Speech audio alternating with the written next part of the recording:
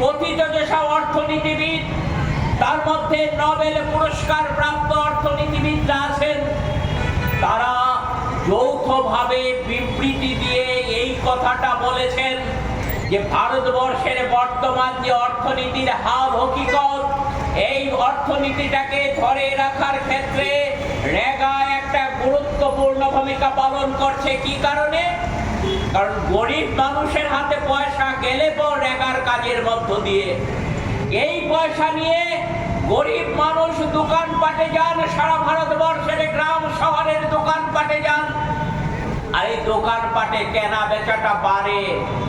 এর ফলে আমাদের দেশে তুলনামূলকভাবে বেকারদের সমস্যার কিছুটা হলো সমাধান করার, লাঘব করার তার সমস্যা, এটার মধ্য দিয়ে সমাধান করা সম্ভব হয়েছে।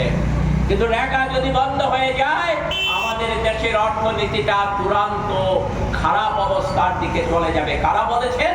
অর্থনীতিবিদরা বলেছেন, তারা সবাই বামপন্থী ছিলেন না।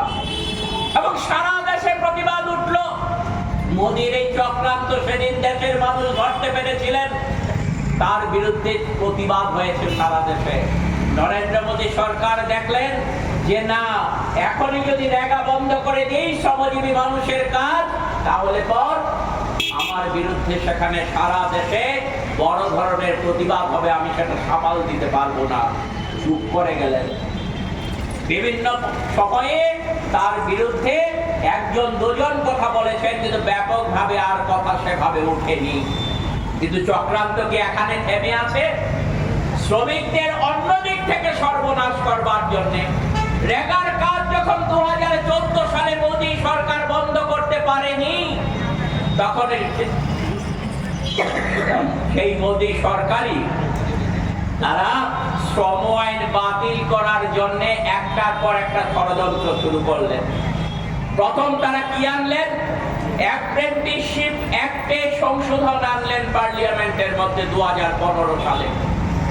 সেটা আমাদের দেশের নিয়ম ছিল, বিভিন্ন জায়গা থেকে যে ছেলে মেয়েরা ITI থেকে ট্রেনিং নিল, কোনো একটা ইঞ্জিনিয়ারিং ইনস্টিটিউট থেকে ট্রেনিং নিল, অন্যান্য কিছু সংস্থা থেকে ট্রেনিং নেওয়ার পর চট করে কোনো কলে, কারখানায়, সংস্থায় কাজ পায় না।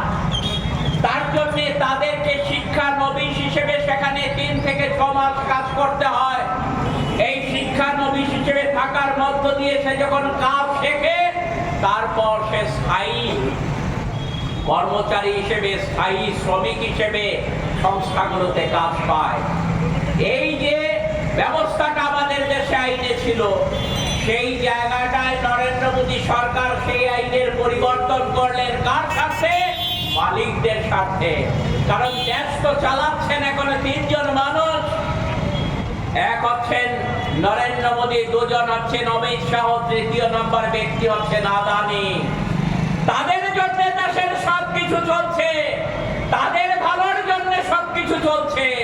আর সেই লক্ষ্য নিয়ে তারা দেখলেন আদানির সম্পদকে যদি বাড়াতে হয়, আম্বানির সম্পদকে যদি বাড়াতে হয়, তাহলে নরেন্দ্র মোদী, অমিত শাহরা নির্বাচনে জিতে আসার জন্য ওই নির্বাচনী বন্ডের মধ্য দিয়ে যে হাজার হাজার কোটি টাকা পান তাদের কাছ থেকে, যার মধ্য দিয়ে তারা জনগণকে ভুল বুঝিয়ে টাকা বিলি করার মধ্য দিয়ে নির্বাচনে জয়লাভ করার চেষ্টা করেন, সেই সুযোগটা বন্ধ হয়ে যাবে যদি আদানি আম্বানিদের সম্পদের পরিমাণকে আরো বেশি বাড়ানো না যায়। আর তার